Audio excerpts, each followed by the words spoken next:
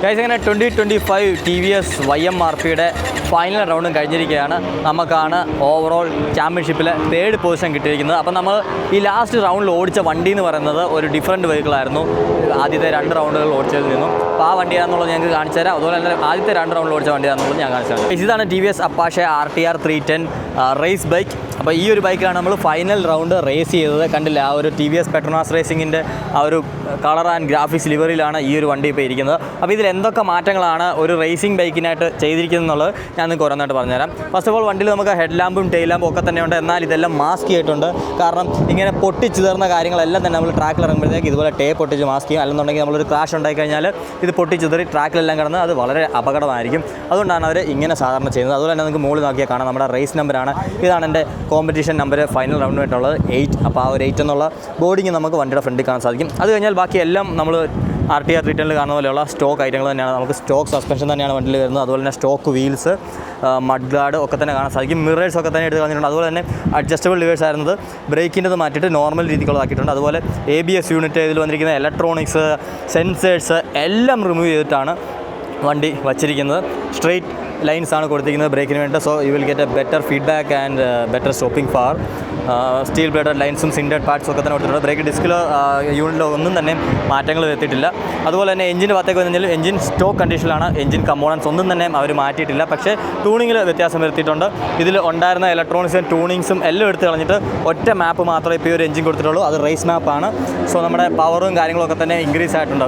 Stock വണ്ടിയേക്കാളും 10% more power ഇത് produce ചെയ്യുന്നുണ്ട്. അതായത് ഏകദേശം ഒരു 3.8 to 4 BHP കൂടെ കൂടുതൽ ഇത് പ്രൊഡ്യൂസ് ചെയ്യുന്നത്. സോ അറൗണ്ട് 40 BHPയോളമാണ് ഇപ്പോൾ ഈ ഒരു റേസ് ബൈക്ക് പ്രൊഡ്യൂസ് ചെയ്യുന്നത്. അതുപോലെ തന്നെ ഇതിൻ്റെ എക്സോസ്റ്റ് നോക്കിയാൽ നിങ്ങൾക്ക് മനസ്സിലാവും. സ്റ്റോക്ക് ഉണ്ടായിരുന്ന എക്സോസ്റ്റും കാറ്റലിറ്റിക് കൺവേർട്ടറും എല്ലാം എടുത്ത് കളഞ്ഞിട്ട് കണ്ടില്ലേ, ഒരു ഫുൾ സിസ്റ്റം റേസ് എക്സോസ്റ്റാണ് ഇതിൽ കൊടുത്തിരിക്കുന്നത്. അതുകൊണ്ട് തന്നെ വണ്ടിയുടെ വെയിറ്റ് 12 കിലോയോളമാണ് കുറഞ്ഞിരിക്കുന്നത്. സോ 12 കിലോ വെയിറ്റ് കുറവും അതിൻ്റെ കൂടെ തന്നെ ഒരു 4 BHP കൂടെ കൂടി 40 BHP അടുത്ത് പവറും കൂടെ ആകുമ്പോഴത്തേക്ക് നിങ്ങൾക്ക് മനസ്സിലാക്കാൻ എങ്ങനെയായിരിക്കും ഒരു വണ്ടിയുടെ പെർഫോമൻസ് എന്നുള്ളത്. ഈസിലി 150+ ടോപ്പ് സ്പീഡ് ചെയ്യും.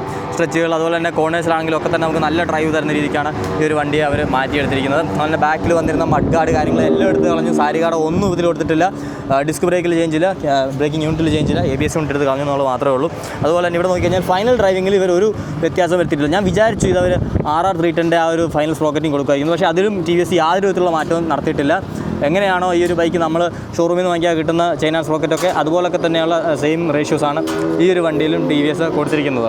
സസ്പെൻഷൻ നോക്കി കഴിഞ്ഞാൽ ബാക്കിൽ നമുക്ക് മോണോഷോക്കാണ് വരുന്നത്. അതും പ്രീലോഡ് അഡ്ജസ്റ്റബിലിറ്റി മാത്രമേ വരുന്നുള്ളൂ. ഫ്രണ്ടിൽ നമുക്ക് യാതൊരു വിധത്തിലുള്ള അഡ്ജസ്റ്റബിലിറ്റിയും വരാത്ത നോർമൽ USD ഫോർക്കുമാണ് ഈ ഒരു വണ്ടിയിൽ കാണാൻ സാധിക്കും. ഞാൻ നേരത്തെ ബ്രേക്കിൻ്റെ കാര്യം പറഞ്ഞില്ലേ, നമ്മുടെ ഒരു 320mm ഡിസ്ക് ബ്രേക്സ് വിത്ത് ബൈബ്രി 4 piston റേഡിയൽ കാലിപ്പറാണ് വണ്ടിയിൽ കൊടുത്തിരിക്കുന്നത്.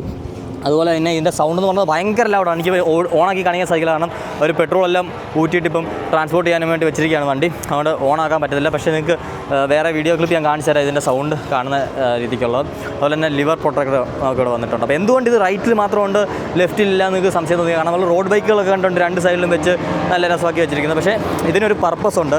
റേസ് ചെയ്യുന്ന ടൈമിൽ ഇതാണ് നമ്മുടെ ബ്രേക്ക് ലിവർ. സോ നമ്മൾ നല്ല ക്ലോസ് ആയിട്ട് വരും മറ്റ് കോമ്പറ്റീറ്റേഴ്സിൻ്റെ അടുത്ത്. സോ അങ്ങനെ വരുന്ന സമയത്ത് അവരുടെ വാഹനങ്ങളിൽ തട്ടുകയോ അങ്ങനെ ലിവറിലൊന്നും തട്ടിയിട്ട് ഈ ബ്രേക്ക് ഇങ്ങനെ ഓട്ടോമാറ്റിക്കായിട്ട് അപ്ലൈ ചെയ്ത് ആക്സിഡൻറ്റ് ഉണ്ടാകാതിരിക്കാനാണ് ഈ ഒരു ലിവർ പ്രൊട്ടക്ടർ വന്നിരിക്കുന്നത്. സോ എന്തെങ്കിലും ഇങ്ങനെ തട്ടിപ്പോയി കഴിഞ്ഞാൽ ഈ പ്രൊട്ടക്ടറിന് വേണ്ടി തട്ടിത്തഴിഞ്ഞേ പോകത്തുള്ളൂ. ബ്രേക്ക് ഒരിക്കലും അവിടെ അപ്ലൈ ആവില്ല. ഇതാണ് ഈ വാഹനത്തിൽ വന്നിരിക്കുന്ന മാറ്റങ്ങൾ. അപ്പോൾ ഓടിക്കാൻ ഒരു രക്ഷയില്ല. ട്രാക്കിൽ നല്ല പെർഫോമൻസും ബൂസ്റ്റ് വണ്ടിയിൽ നമുക്ക് ഫീൽ ചെയ്യും. കാരണം ഇതിനു മുമ്പ് ഞങ്ങൾ ഓടിച്ചുകൊണ്ടിരുന്നത് ഈ കാണുന്ന RTR 200 4V മോഡൽസാണ്. സോ ഇതിൻ്റെ വെച്ച് നോക്കുമ്പോഴത്തേക്ക് ഒരു ഹ്യൂജ് അപ്ഗ്രേഡാണ് പുതിയ 310 എന്ന് പറയുന്നത്. സോ ഇതിൽ നമുക്കങ്ങനെ പറയുകയാണെന്നുണ്ടെങ്കിൽ ഇതിൻ്റെ എക്സോസ്റ്റ് എല്ലാം മാറ്റിയിട്ടുണ്ട്. ഓൾമോസ്റ്റ് വണ്ടി സ്റ്റോക്കാണ്, ഷാസിയും കാര്യങ്ങളും എല്ലാം. പക്ഷേ റേസിന് വേണ്ടിയുള്ള അങ്ങനെ കുറച്ചുള്ള അപ്ഗ്രേഡ്സ് മാത്രമേ ചെയ്തിട്ടുണ്ട്. സോ ഇതാണ് ഗൈസ് ആ ഒരു 310. സോ അടുത്ത വർഷം മുതൽ മീഡിയ കാറ്റഗറിക്ക് ഈ ഒരു വണ്ടിയായിരിക്കും റേസിന് കൊടുക്കുന്നത്, ഈ ഒരു RTR 310 സീരീസ്. സോ ആദ്യമായിട്ടാണിത് TVS ഒരു മീഡിയ റേസിന് വേണ്ടിയിട്ട് ഈ ഒരു വണ്ടി ഇപ്പോൾ പുറത്തിറക്കിയിരിക്കുന്നത്. സോ അതിനുള്ള ഭാഗ്യവും ഞങ്ങൾക്കാണ് കിട്ടിയത്. ഫസ്റ്റ് ടൈം ഞങ്ങളാണ് ഈ ഒരു വണ്ടി ഓടിച്ച് എക്സ്പീരിയൻസ് ചെയ്യുന്നത്. അടിപൊളിയല്ലേ?